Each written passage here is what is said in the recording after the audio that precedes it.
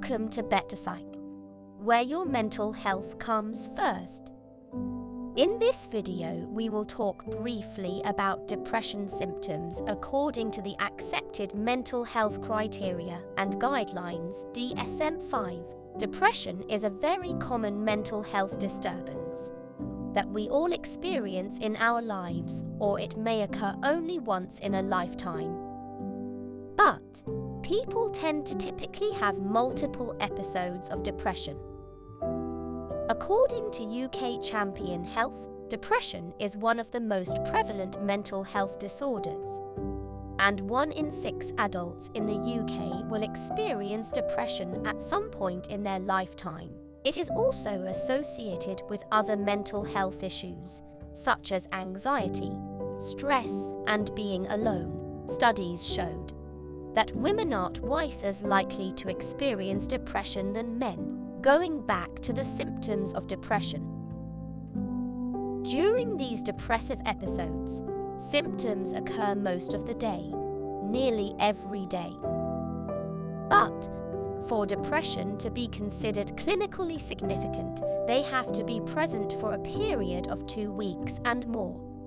Symptoms must cause significant distress or impairment in their social and personal lives, and also not related to substance abuse or any other undiagnosed medical condition. Let's start with the typical symptoms. 1. Depressed mood. 2. Loss of interest and pleasure. 3. Weight changes. 4. Sleeping problems. 5. Lack of concentration. 6. Unexplained fatigue. 7. Suicidal ideation. Depression is usually presented with the episode with multiple symptoms. Firstly, depressed mood. People may be having unprecedented and unprovoked feelings of sadness, tearfulness, feeling empty or hopeless. People may feel low in mood for a long period of time and could vary throughout the day, and sometimes every day, but typically that period has to be more than 2 weeks to be diagnostically significant. You may also feel like worthless or excessively guilty for no reason. Secondly, loss of interest or pleasure, which is also known as anhedonia, as it must be present nearly every day or most days.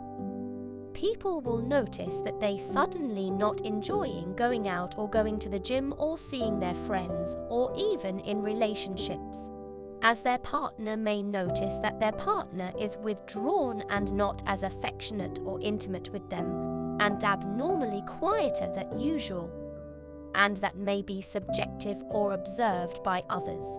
Thirdly, you may notice unintentional weight gain or loss, for no obvious medical reason, as you may also need to consult your doctor, as some thyroid diseases could cause weight problems to ensure it is not related to depression. Significant weight loss without dieting or weight gain, as that change of more than 5% body weight in a month's time, or any appetite change nearly every day. Next is sleeping problems, which is a common disturbing symptom of depression. You may notice that you wake up unusually early in the morning, and you are not a morning person yourself.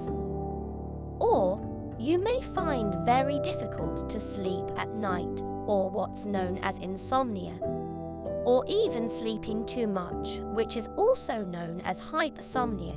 Next is lack of attention or concentration nearly every day. As you may notice that you may not have that usual mental clarity that you used to have, or find it very difficult to complete simple tasks that you used to be very good at doing. And your colleagues or partner may notice that you are not your usual self, forgetting simple things, or even names, or performing your usual routines. Next, sixth symptom, unexplained fatigue and tiredness with no obvious cause or reason to be tired. You should consult your doctor first, as this could also be related to other medical conditions. Finally, last symptom is suicidal ideation. Recurrent thoughts of death, not just fear of dying. Recurrent suicidal ideation without specific plan, or suicide attempt, or a specific plan for suicide, which is one of the most serious symptoms, which could also be interpreted as having plans to self-harm or thinking about self-harm and cannot cope with the experienced symptoms anymore. People with suicidal ideation may lack insight, and people around them may not necessarily know how they feel. If you feel that way, you should always seek help urgently, as there are many accessible resources available to you, and you could always be seen very quickly by someone who could potentially help and guide you through. Thanks for watching.